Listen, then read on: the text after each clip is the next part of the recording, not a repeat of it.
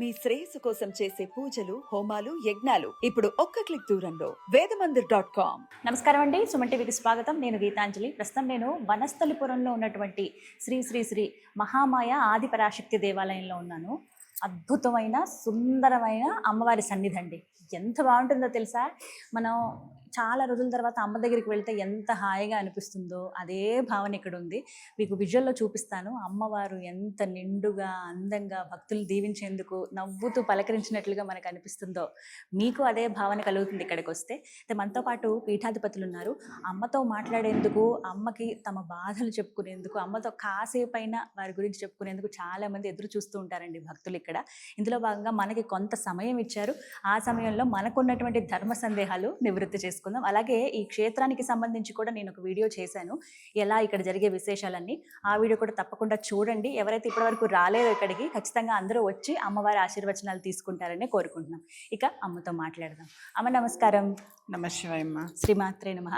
అమ్మ, ఎన్నో ధర్మ సందేహాలు, అందులో భాగంగా ప్రధానంగా అడిగేది, మేము ఇన్ని పూజలు చేస్తామండి, ప్రతి పండక్కి చక్కగా జరుపుకుంటాము, చాలా వైభవంగా జరుపుతాము, ఏ పండగైనా, అమ్మవారికైనా అయ్యవారికైనా ప్రతిదీ పూజలు చాలా బాగా చేస్తాము, ఎక్కడా కల్మషం లేకుండా అందరితో మంచిగా ఉంటాము, మాకు తోచినంత చేస్తూ ఉన్నాం. అయినా మాకు ఎప్పుడు కష్టాలేనండి. మా పొరుగు వారు చూడండి, కనీసం ఇలా సాయం కూడా చేయరు, అయినా వాళ్ళు ఎంత బాగున్నారో.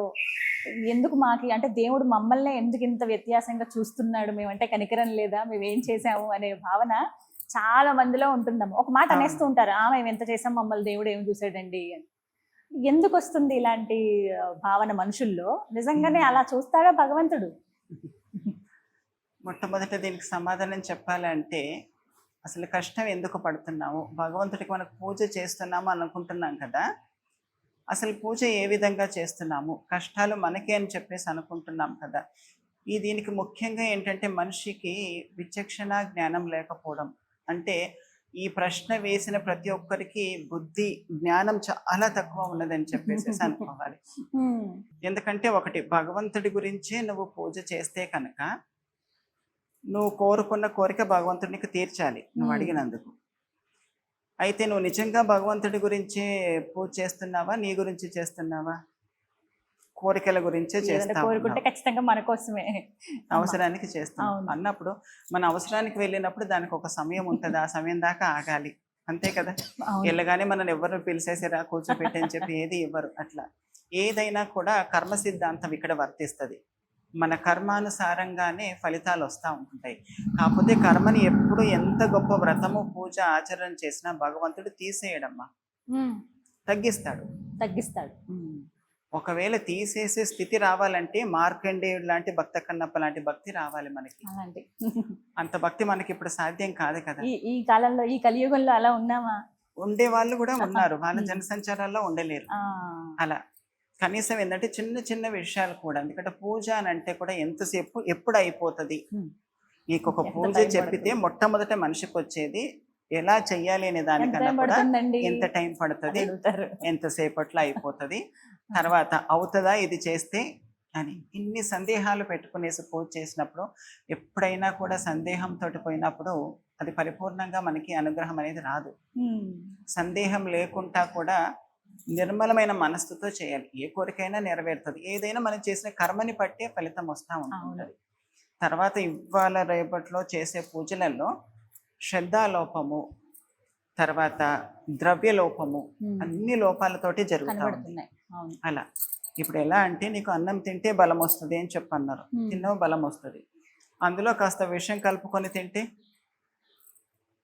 మనమే పోతాం కదా. అది కాకపోతే తక్కువ స్థాయిలో విషయం కలిపితే తిన్న అన్నం వెంబటే మనకి అజీర్తి చేస్తుంది, ఇబ్బంది అయిపోతా ఉంటుంటది. ఎందుకు అందరూ అన్నం తింటున్నారు, వాళ్ళకందరికీ చక్కగా జీర్ణం అవుతుంది, అరుగుతుంది. నేను ఇలా అన్నం తినగానే నాకు బయటికి వచ్చేస్తుంది, ఎందుకు అనేసేసానంటే ఆ ద్రవ్యంలో లోపం ఉంది. అట్లా మనం దేవుడి దగ్గర వెలిగించే దీపారాధన దగ్గర నుంచి, పుష్పాల దగ్గర నుంచి, పండ్లు ప్రతి ఒక్కటి కూడా అపవిత్రతతోటి వస్తూ ఉన్నాయి. శుద్ధత లేదు మన కోరిక నెరవేరడానికి. మొట్టమొదట ఏంటంటే ఆ శుద్ధి క్రమం ఏంటి అని చెప్పి తెలుసుకోవాలి. శుద్ధత, ఆ శుద్ధిగా చేసినప్పుడు ఖచ్చితంగా కోరిక నెరవేరుతుంది. కొన్ని మనం మార్చుకునే కలిగి ఉంటాయి. అవి ఖచ్చితంగా మనం మార్చుకోవాలి. అవి మార్చుకొని ఆ విధంగా చేస్తే ఖచ్చితంగా జరుగుతుంది. కష్టమో సుఖం ఏదైనా కూడా మన మనసులో ఉన్నది అమ్మ. ఎవ్వరికీ కష్టం సుఖం అనేది లేదు. ఒక రోజు ఒక మామిడి పండు నీకు ఈ సీజన్లో ఇష్టము, రోజు పెట్టావనుకో చాలా ఇష్టం నీకు, 3 పూటలు అవే పెడితే విరక్తి వచ్చేసేదా? నిజంగా అది నీకు ఇష్టము అంటే జీవితాంతం ఎప్పుడు తిన్నా కూడా అది ఇష్టమే అవ్వాలి, అంతే కదా. మళ్ళీ వేరే దాని మీదకి అవుతుంది. అవసరం వరకే అట్లా ఈ కష్టం సుఖం కూడా మన భావన అంతే. ఇది కష్టము అనుకుంటే కష్టం లాగానే కనిపిస్తుంది, ఇది సుఖము అంటే సుఖం లాగా కనిపిస్తుంది. కష్ట సుఖాలని సమంగా చూడడానికి చిన్నగా అలవాటు చేసుకోవాలి. కాస్త దాన్ని అధిగమించుకునేసి చేస్తే కనుక ఖచ్చితంగా నివృత్తి అవుతాయి. భగవంతుడి దగ్గర వచ్చిన తర్వాత తీరదు అన్న సమస్య లేదు, మనం చేసే విధానంలో లోపం ఉంది. ఆ విధానాలు గుర్తించాలి అంతే తప్ప. అలాగే ఇవి కర్మ ఫలితాలు బట్టి కూడా ఇలా అనుభవిస్తామమ్మా మనం? ఖచ్చితంగా అనుభవిస్తాం. ఈ రోజు ఒక దెబ్బ మనకు తగిలినది, ఈ రోజు ఈ కష్టం వచ్చింది అని అంటే పూర్వజన్మ కృతం పాపం అంతే. పూర్వజన్మలో మనం చేసిన పాపాలు, ఎందుకంటే కర్మ సిద్ధాంతాన్ని నమ్మే వాళ్ళకి తెలుస్తుంది, అది తెలియని వాళ్ళకి ఏంటంటే ఇవంతా ఉట్టిదే అని చెప్పి అంటారు. కాకపోతే ఇక్కడ ఉన్నప్పుడే మనకు గుర్తుండదు. మీకు ఒక విషయం తెలుసో లేదో, మనుష్యుడికి అన్ని జ్ఞానాలు ఇచ్చాడు భగవంతుడు, అన్ని చూసే విధానం ఇచ్చాడు. ఒక్కటి మటుకు మనిషికి ఇవ్వలేడు, జంతువులకి ఇచ్చాడు. ఒక మనిషి ఎందుకు కష్టపడుతున్నామని మనిషికి తెలియదు. అన్ని చూస్తాం, అన్నిటి తెలుసుకోగలుగుతాం. కానీ జంతువులకి ఏంటంటే ఒక కుక్కని గుడి లోపలికి రాబోతుంది, దానికి పూర్వజన్మ స్మృతిలో దానికి రోజులో ఒక్కొక్కసారి గుర్తుకొస్తూనే ఉంటుంటాయి, తెలుస్తూనే ఉంటది. గత జన్మ గుర్తుకు మనిషికి తప్ప మిగతా అన్ని ప్రాణులకు ఉంటది. కొన్ని అనవసరంగా ఆలయాలకు వస్తాయి, నిలగొట్టేస్తా ఉంటుంటాం. కొన్ని అందుకేనమ్మా కొన్ని జీవులు, ఇప్పుడు కుక్క కానీ ఏవైనా ప్రదక్షిణాలు చేస్తూ ఉంటాయి. అవును, కొన్ని రీసెంట్ గా ఒక వీడియోలో చూసాం, ఒక పంది అంటే వరాహం రీసెంట్ గా ఒక వీడియోలో చూసాం, ఒక వరాహం అలాగా ప్రదక్షిణాలు చేస్తుందని. ఒక శునకం అలా చూసాం, సర్పాలు ఎప్పటికప్పుడు చూస్తూ ఉంటాము. అంటే మనం ఎప్పుడు గమనించనివి చూస్తూ ఉంటాం. కాశీ విశ్వనాథుల మందిరం దగ్గర తెల్ల గుడ్ల గూబ అలా వచ్చి కూర్చుందని, ఇలా రకరకాల జంతువుల గురించి పక్షుల గురించి చూస్తాం. అవును, వాటికి అలా గుర్తొస్తాయి. జన్మ రాహిత్యం ఖచ్చితంగా వాటికి గుర్తుకొచ్చినప్పుడు రావాలని చెప్పి అనుకుంటే ఆ జన్మలో మనం రానివ్వం. కుక్క రావద్దు అని చెప్పేసి ఒక శాస్త్రంలో ఎన్మటి వెలగొట్టేస్తాం.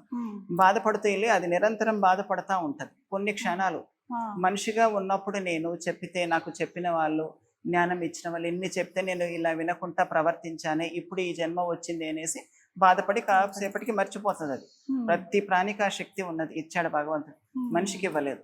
మనిషికి స్వయంగా ఉండి చెప్తా ఉన్నాడు. అందుకే మానవ జన్మ చాలా దుర్లభమైనది. ఇక్కడ ఉన్నప్పుడే ఏదన్నా తెలుసుకోవాలి, ఏదన్నా చేయడానికి, అన్ని చేయడానికి అధికారం ఇక్కడ ఉన్నది, మంచి చెడు. కానీ ఇప్పుడు జంతువు ఒక పుణ్య కార్యక్రమం చేయాలంటే అది చేయలేదు.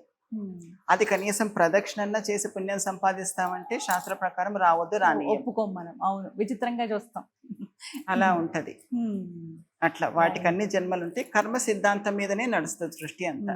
మన కర్మ ఎలాంటిది అన్నది, కర్మని తగ్గిస్తాడు తప్ప తీసేయడు భగవంతుడు.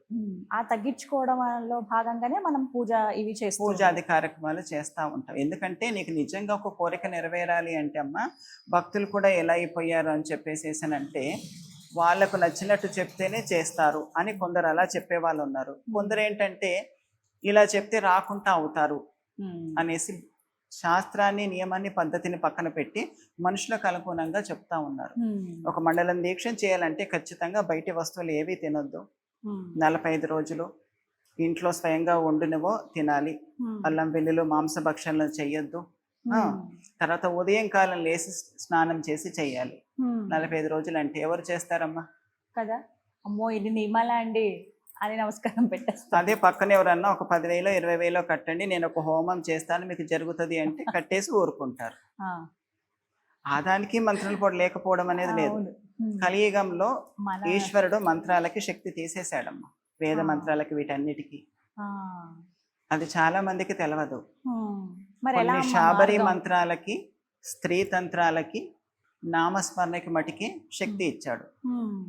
అంత అనుష్ఠానం ఉండాలి అంటే ఒక బ్రాహ్మణులు ఒక మంత్రం చేస్తున్నారు అంటే కనుక ఆ యజ్ఞంలో ఆయన ఇచ్చే మంత్రంతో హవస్సు దేవతకు అందుకొని కోరిక నెరవేరాలంటే కనుక ఆ బ్రాహ్మణుడు ఖచ్చితంగా త్రికాల సంధ్య వేది అయి ఉండాలి. అంటే 3 కాలాలలో సంధ్యావందనం చెయ్యాలి, నియమనిష్టలు ఉండాలి, బయట ఎక్కడా తినద్దు, మడి శుచి శుభ్రత ఇవన్నీ పాటించాలి.